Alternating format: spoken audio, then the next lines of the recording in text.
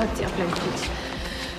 Diese Warterei, bis Sebastian sich endlich entscheidet und ich denke die ganze Zeit nur an Tanja, die in ihrem Bett liegt und stirbt und ich kann überhaupt nichts dagegen tun. Wenn jetzt die Hektik um die Fashion Days losgeht, weißt du, dann habe ich wenigstens was zu tun. Ja, verstehe ich. Aber wenn irgendwas ist, dann sagst du Bescheid, ja? Danke, das lieb. Hey. Hey. Für dich. Danke. Tut mir echt leid mit deiner Freundin. Da bist du ja. Ich brauche deine Hilfe bei der Planung. Die Fächer für den Laufsteg sind nicht geliefert worden. Stattdessen viel zu viele von diesen kleinen Fächern, die ja eigentlich nur als Accessoires für die Kollektion gedacht waren. Was? Ja, und als ich die Mitarbeiter freundlich gefragt habe, ob sie mir vielleicht irgendwie helfen könnten, da meinten die, dass sie von Rechts wegen Pause haben. Tja, wenn die Geschäftsführung eine Zusicherung abgeben würde, dass die Produktion nicht nach sonst wohin verlagert wird, dann wären die Mitarbeiter auch voll dabei. Ja, ich bin aber nicht die Geschäftsführung. Und gerade jetzt vor der Show sind wir darauf angewiesen, dass die Mitarbeiter auch mal ein bisschen länger arbeiten. Entschuldigung. Ich weiß, dass auch Sie immer wieder Überstunden machen. Gerade gestern wieder mit Rebecca.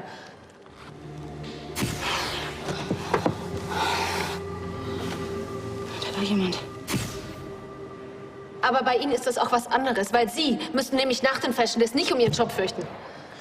Wenn die Präsentation in die Hose geht, dann müssen wir bald alle um unsere Jobs fürchten. Dann gibt es nämlich bald keine Firma mehr, in der Mitarbeiter auf ihre Pause bestehen können. Okay, wir kriegen das schon irgendwie hin.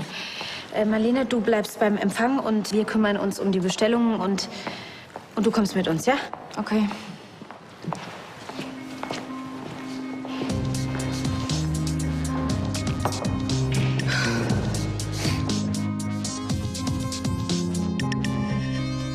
Ich wusste gar nicht, was man aus so ein paar Stofffetzen so alles zusammen frickeln kann. Ja, wenn nicht die richtigen Materialien geliefert werden, dann muss man eben kreativ sein. Also, wir starten damit. Die Models sind hinter dem Vorhang. Genau, wir sehen nur Umrisse, Nebel. Genau, dann kommt die Musik. Ja, und dann, zack, reißen sie den Stoff herunter und die Show beginnt. Boah, das wird voll geil. Ist das die Liste mit den Fittings? Mensch, wieso hat das so lange gedauert? Weil ich die jetzt erst bekommen habe. Außerdem finde ich unseren Halbstreck völlig okay. Ich meine, ich habe keinen Bock, nach den Fashion Days auf der Straße zu stehen. Hast du mal einen Moment? Ich weiß, ich hatte dir gesagt, dass ich mit Marlene reden werde, aber Tanja liegt immer noch im Sterben und Marlene wartet quasi auf den Anruf, dass sie tot ist. Dann ist hier total das Chaos. Es ist einfach der falsche Moment. Okay? Ich weiß, dafür gibt es eigentlich keinen richtigen Moment, aber Marlene geht es einfach gerade so schlecht. Sie braucht mich jetzt. Okay? Und das, was passiert ist, hat auch überhaupt gar keine Bedeutung. Okay. Also warum ich dir das überhaupt sage, von mir erfährt Marlene nichts. Gut. Gut.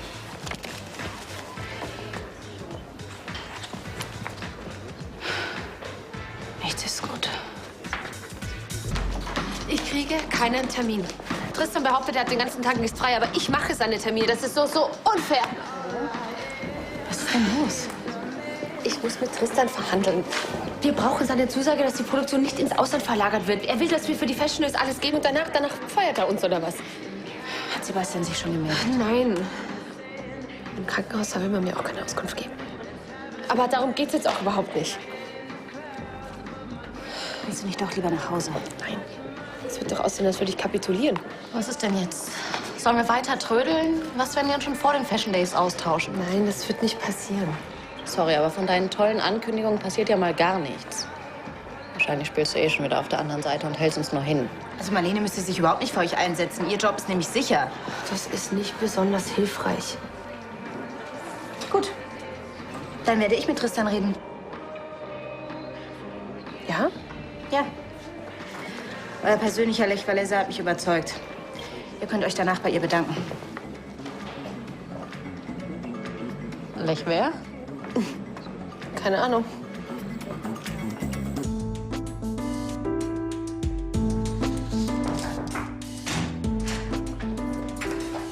Ich hab doch gesagt, ich habe keine Zeit. Spart ihr diese Hinterhaltstaktik. Das Rumtrödeln der Belegschaft gefährdet einen reibungslosen Ablauf bei der Fashion Show. Das können wir uns momentan nicht leisten. Wir müssen handeln. Tue ich bereits. Ich unterschreibe gerade die ersten Kündigungen. Was? Es war so klar, dass du deine Macht ausspielen musst. Ich muss vor allem dafür sorgen, dass dieser Laden reibungslos läuft. Und wenn sich alle weiter so verhalten, dann habe ich keine andere Chance. Die Mitarbeiter lieben ihre Jobs und es fällt ihnen total schwer, nicht Vollgas zu geben, weil sie genauso wie ihr wollen, dass die Show der absolute Hammer wird. Aber leider merke ich davon nichts. Sie droht ihnen ja auch mit der Arbeitslosigkeit. Ist das die Art eurer Familie, gute Arbeit zu belohnen, indem ihr Macht ausspielt? Woher kommt eigentlich dein plötzlicher Sinneswandel? Du warst auch mal Teil dieser Familie. Du zerreißt jetzt diese Kündigung und unterschreibst das hier. Was soll das sein? Das ist eine Zusicherung, dass die Produktion nach den Fashion Days nicht ins Ausland verlagert wird. Vergiss es. Tristan, die Mitarbeiter sind sogar bereit, die Überstunden umsonst zu machen, nur damit sie ihre Arbeitsplätze behalten können. Ich werde das nicht unterschreiben. Gut, dann habe ich ab jetzt frei. Was soll das jetzt heißen? Wenn du das hier nicht unterschreibst, dann werde ich mich wohl dem Boykott anschließen müssen. Ich habe locker noch über 100 Überstunden und die stotter ich ab jetzt ab. Marlene, bist du so nett und machst du uns einen Kaffee? Klar. Mit Milchschaum? Unbedingt. Du gefährdest deine eigene Show. Willst du es wirklich drauf ankommen lassen?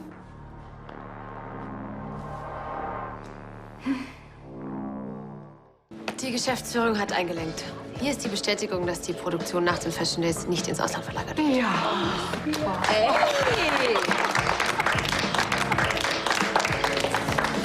Nicht schlecht. Der Mann braucht halt nur die richtigen Beziehungen. Ja, und die habe ich auf jeden Fall. Und zwar die besten. Kein Grund für ein schlechtes Gewissen, das war ein super Deal.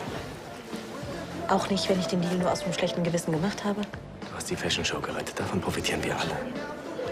Nachdem unsere Arbeitsplätze safe sind, kommen wir nun zum lustigen Teil. Wieso? Ich dachte, wir müssen jetzt voll ranklotzen. Ja, das sollten wir. Also schließlich müssen wir ja auch unseren Teil der Vereinbarung einhalten. Erst, wenn wir herausgefunden haben, wem die gehören. Oh, hallo. Ja, die langen Fundus. Oh, ich würde sagen, da hat wohl jemand eine Nachtschicht geschoben. Ah ja, das sind meine. Vielen Dank. Oh, Entschuldigung. Ich wusste nicht, dass... Ja, du hattest jetzt einen großen Auftritt. Jetzt wäre ich dir dankbar, wenn du wieder an dein Bügelbrett gehen würdest, ja?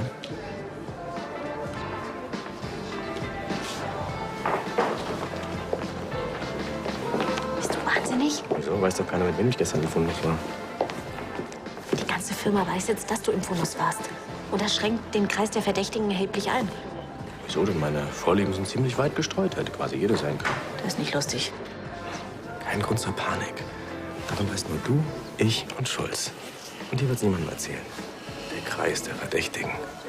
Du liest echt so viele Krimis.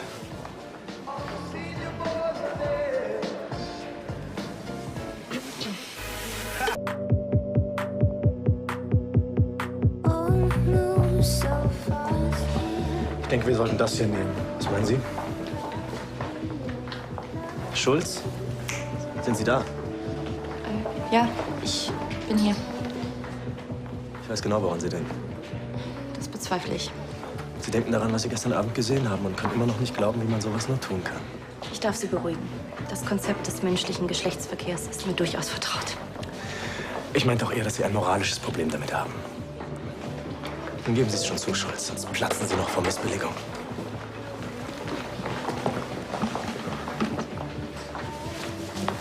Naja, Rebecca befindet sich im Gegensatz zu Ihnen in einer festen Beziehung. Ja, das weiß ich. Aber solche Dinge passieren nun mal. Das ist menschlich. Menschen machen Fehler. Ist schon klar, dass Ihnen das nie passieren würde. Bestimmt nicht. Weil Sie nicht wissen, was Leidenschaft ist. Ich weiß nicht, was das mit Leidenschaft zu tun hat, wenn man aus einer Laune heraus eine glückliche Beziehung gefährdet. Die Beziehung ist nur dann gefährdet, wenn Marlene etwas davon erfährt. Ich sehe im Moment keinen Grund, warum das passieren sollte. Dann soll Rebecca Sie etwa anlügen? Sie haben mir doch erst erzählt, dass Sie an die große Liebe glauben. Aber was ist das für eine Liebe, wenn man sich gegenseitig nicht die Wahrheit sagt? Natürlich beruht jede Beziehung auf Vertrauen. Aber das heißt nicht, dass schonungslose Ehrlichkeit immer das Richtige ist. Sondern schonungslose Unehrlichkeit? Was würde es Marlene denn nützen, wenn sie jetzt davon erfahren würde? Die ganze Sache hat keine Bedeutung. Sie wird sich nicht wiederholen und sie ändert nichts an Rebecca's Gefühlen. Die einzige Konsequenz wäre, dass Marlene furchtbar verletzt wäre. Sie machen es sich ja ziemlich einfach. Nein, Sie machen sich's einfach, wenn Sie denken, dass man mit Ehrlichkeit alle Probleme lösen kann. Man muss immer abwägen, tue ich das für mich oder tue ich das für jemand anderen? Natürlich könnte Rebecca ihr Gewissen damit entlasten. Aber für Marlene wäre das eine Katastrophe. Jemanden zu lieben heißt auch, ihn zu beschützen.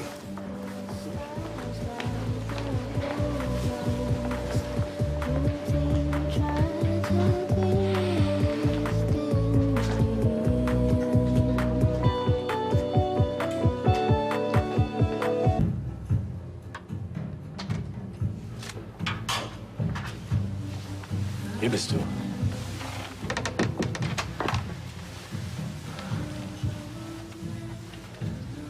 Suchst, ob wir noch andere Beweismittel hinterlassen haben.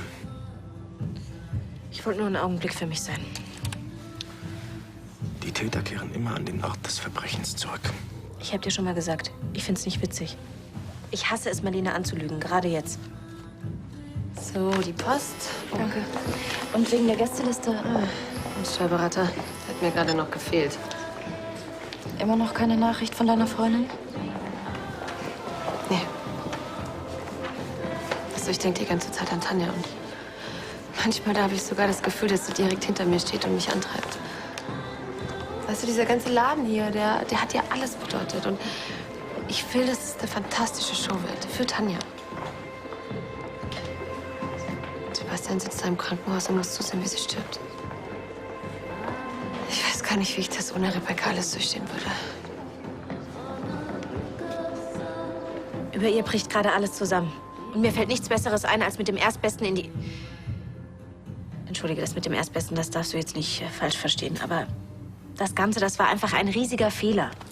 Das Wort riesig gefällt mir in dem Zusammenhang schon besser. Aber wenn es dir irgendwie gut tut, dann nehme ich die ganze Schuld auf mich. Aha. Und wie willst du das machen? Willst du behaupten, dass mir irgendwelche Drogen eingeflößt, die mich dann willenlos gemacht haben? Das macht das Ganze auch nicht besser. Nein, ich muss jetzt alleine durch. Und was heißt das jetzt? Willst du es ihr sagen, oder was? So, ja, hier ist die Gästeliste. Der Laufsteg unten ist noch gar nicht fertig, oder? Jupp. Kann sich nur noch um Stunden handeln. Da ist wohl jemand ausgefallen. Oh. Wenn die Bestuhlung steht, machst du dann die Platzreservierungen? Okay. Ach, und Vorsicht, keine Fehler. Eine falsche Platzierung und hier bricht Krieg aus. Ich weiß. Danke. Okay.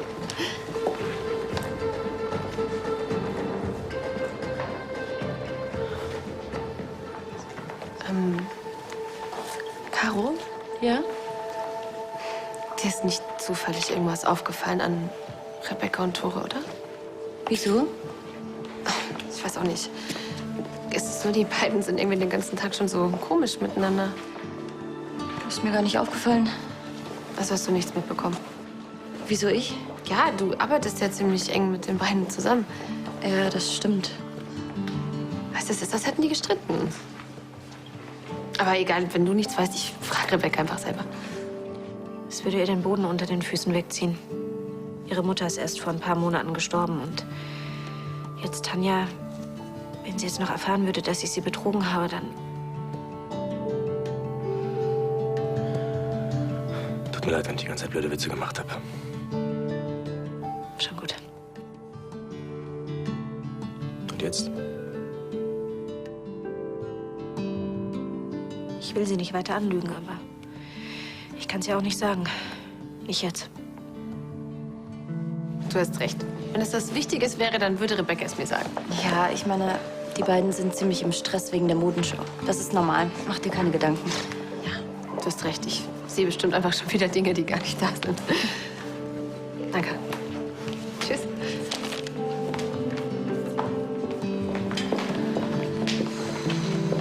Wir müssen dringend noch mal den Ablauf der Show durchgehen. Schulz! Psst, seien Sie mal still. Ich bin ganz sicher, dass die Unterhose gestern Nachmittag noch nicht da war. Da habe ich nämlich das ganze Lager aufgeräumt. Und? Was heißt das jetzt? Na, denk doch mal nach. Das heißt, dass es nur gestern Abend passiert sein kann. Und ich war zufällig gestern eine der Letzten hier. Und als ich gegangen bin, waren nur noch 3 Personen hier. Hellström und 2 Frauen. Und wer waren jetzt diese 2 Frauen? Bist du sicher, dass du es wissen willst? Ja, auf jeden Fall. Jede Ablenkung ist gerade herzlich willkommen.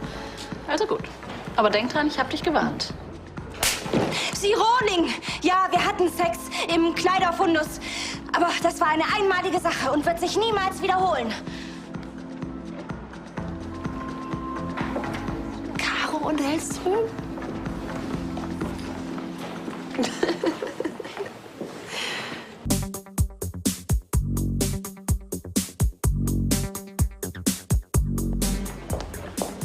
Rebecca, gibt es irgendetwas, das du mir sagen willst?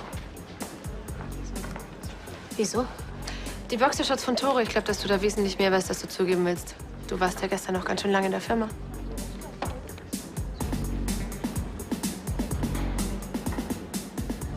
Hey, es ehrt dich, dass du keine Geheimnisse ausplaudern willst, aber ich weiß sowieso schon alles. Hast du wirklich nichts davon mitbekommen? Wovon? Caro und Tore, die beiden haben sich im Kleiderfundus gewälzt. Ist das nicht unglaublich? Ja, das ist es. Wie kommst du da denn drauf? Weil es Caro selbst gesagt hat, beziehungsweise... Nein, eigentlich hat sie es nicht gesagt, sondern Tore vor versammelter Mannschaft eine gescheuert und gesagt, dass es eine einmalige Sache war. Gott, das muss ja sowas von peinlich gewesen sein. Ich wollte mich noch bei dir bedanken. Wofür? Ich weiß ja, dass dir die Belange der Belegschaft nicht so wichtig sind. Und trotzdem hast du Tristan zum Handeln gezwungen. Du hast das nur für mich getan, oder?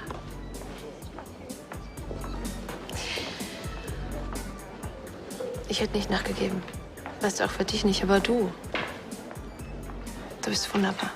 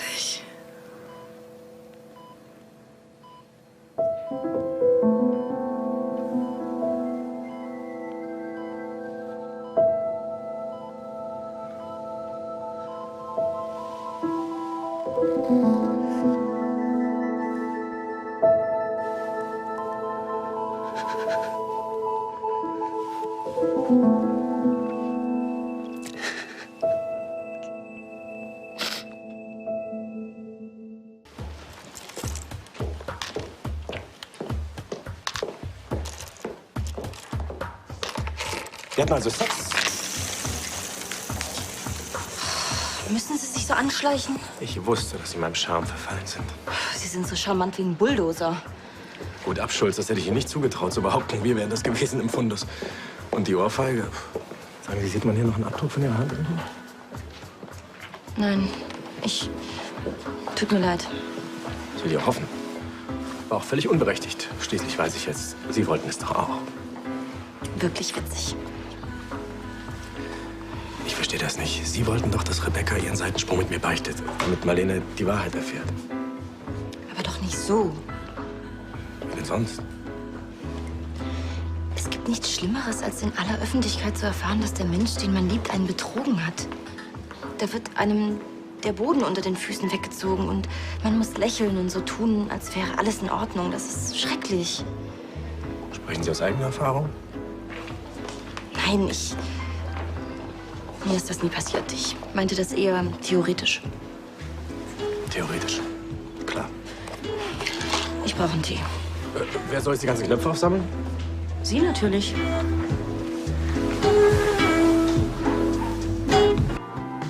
Wieso immer ich? Also ich glaube nicht, dass das stimmt. Los, frag mal, du hast doch einen Draht zu ihr. Okay.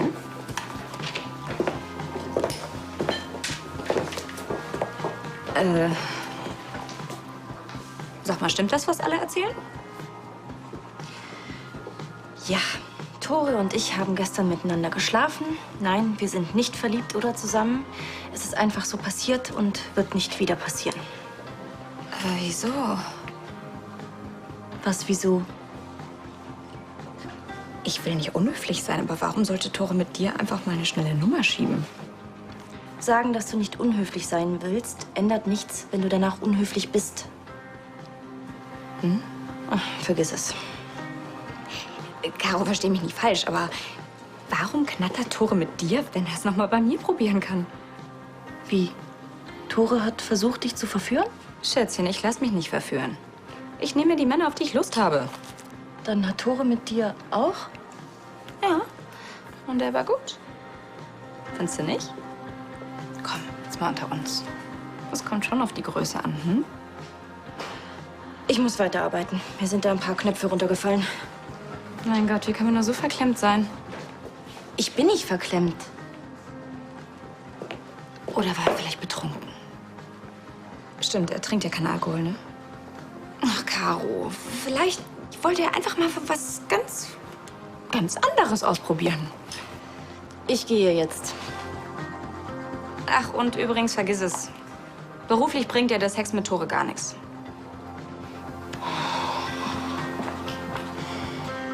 Ich weiß gar nicht, was du dich so aufregst. Ich hab... Sorry, du stehst im Weg. Ey, das hast du doch volle Kanne mit Absicht gemacht. Verdient hättest du's. Mann, ich hab doch nur gesagt, dass du eigentlich wirklich gerne mit Tore empfunden hast. Was? Ich find's ja gut, dass du Rebekkas Rücken denkst. Ich meine, es wäre doch echt beschissen für Marlene, wenn sie vor versammelter Mannschaft von einem Seitensprung erfährt. Marlene ist immer für alle da. Sie ist warmherzig und nett. Das hat sie einfach nicht verdient. Und für diese Nicole wäre es ein Fest gewesen. Jetzt musst du dir das Getratsche anhören. Da stehe ich drüber. Okay, ich muss mir von Jessica anhören, dass es völlig unmöglich ist, dass der tolle Tore ausgerechnet mit mir... Aber na und? Ja, du solltest auch gar nicht auf Jessie hören, die hat manchmal einen Schuss. Die anderen sehen das genauso. Kein Wunder. Tore kann jeder haben. Hat er ja auch. Aber warum sollte er auch gerade mit mir... Wieso kann ich nicht einfach mal die Klappe halten und vorher nachdenken? Caro, weißt du, was du machen solltest? Du solltest ihm einfach sagen, dass du verknallt bist. Dann weißt du wenigstens, ob was geht. Bist du verrückt? Ich rede überhaupt nicht mehr mit dem. Wenn der selbstverliebte Fatzke weiß, dass ich in ihn verliebt bin, dann lässt er mich überhaupt nicht mehr in Ruhe. Was ist der Plan? Nein, ich meine, wenn er das weiß, dann... Ich will mir gar nicht vorstellen, was ich mir dann alles anhören muss. Der findet sich doch so lustig. Schlimm genug, dass alle sich fragen, warum er ausgerechnet mit mir... Ich will meine Grube nicht noch tiefer graben.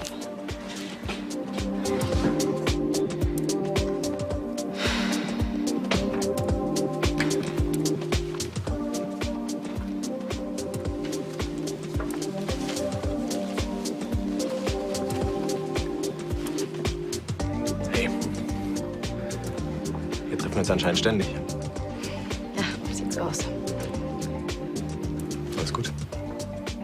Naja, abgesehen davon, dass ich immer noch ein schlechtes Gewissen habe und ich mit Marlene noch dieses Gespräch führen muss. Na, immerhin, dass uns das nicht einen Tag von Fashion Days passiert. Hab ich auch schon gedacht. Wer hätte gedacht, dass Schulz so impulsiv sein kann? Scheinst ja richtig beeindruckt. Naja, Ohrfeige, hysterischer Anfall vom ganzen Team. Nein, das hätte ich ihr nicht zugetraut. Ja, da schlummern wohl irgendwelche verborgenen Talente in ihr. Naja. Auf jeden Fall kannst du jetzt erst mal durchatmen und dein Gespräch auf nach der Show verlagern. Ja, und die ganze Firma denkt jetzt, dass du ein Verhältnis mit Caro Schulz hast. Ja. Ich muss dringend an meinem Image arbeiten. Ja.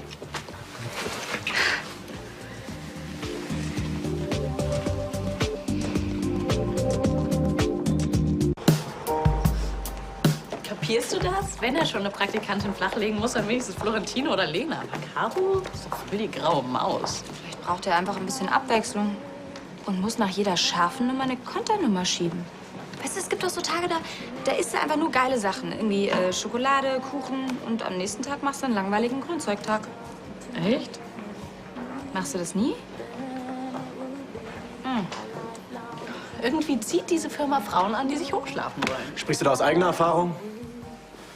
Also Was eigentlich, ihr da macht, ist echt das Letzte. Caro ist nicht die Erste, die versucht. Klappe halten, weiterarbeiten. Ende der Ansage. So, jetzt hören wir alle her hier. Schulz hat's nicht nötig, mit mir rumzumachen, weil sich irgendwas davon erhofft. Dafür ist ihre Arbeit nämlich zu gut. Kann man das von jedem hier behaupten? Und ab jetzt will ich von dieser Sache hier nichts mehr hören. Ist das angekommen? Weiterarbeiten.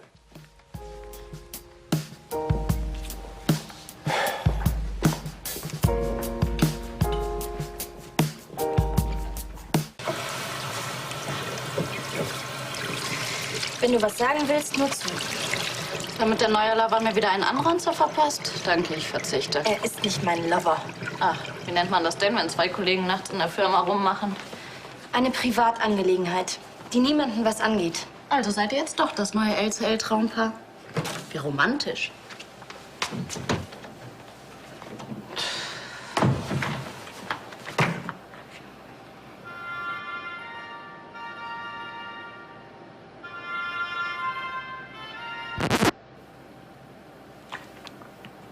Vergiss es. Unterm Strich ist er trotzdem ein selbstverliebter Fatzke, der reihenweise Frauen flachlegt.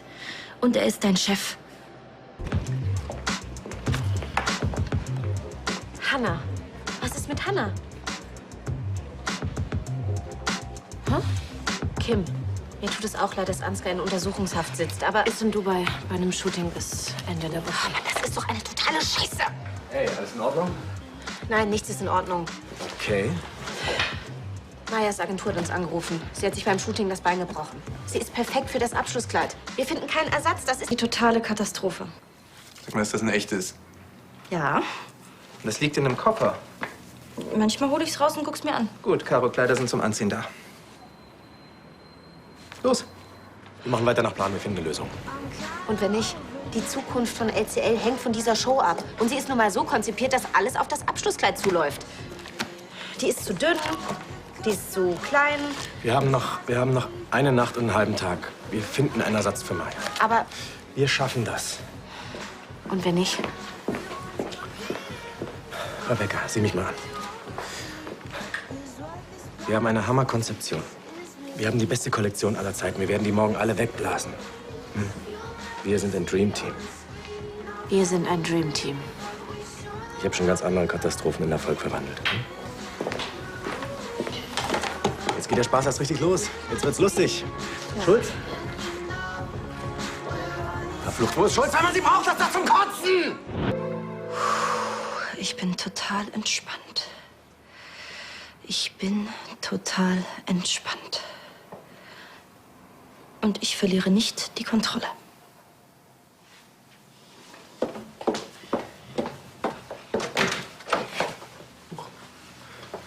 Können Sie hell sehen? Ich bin ja nicht das Orakel von Delphi. Sie sehen anders aus. Das Kleid erinnert mich an jemanden. Ich kann es auch wieder ausziehen.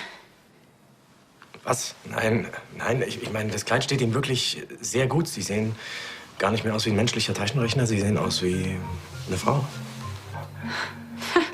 Tja, ich trinke ja auch Kaffee mit Macadamia-Sirup und Zimt. Ja, Sie leben wild. Ja, im Alltag ist das anders. Also, naja, im Büro, da geht's ja um andere Dinge. Da bin ich eher praktisch gekleidet, aber privat kann ich auch ganz anders. Ist das so? Klar, Kleider tragen, das ist halbe Hürde. Das mache ich schon mal, wenn ich mich mit jemandem treffe, in den ich verliebt bin.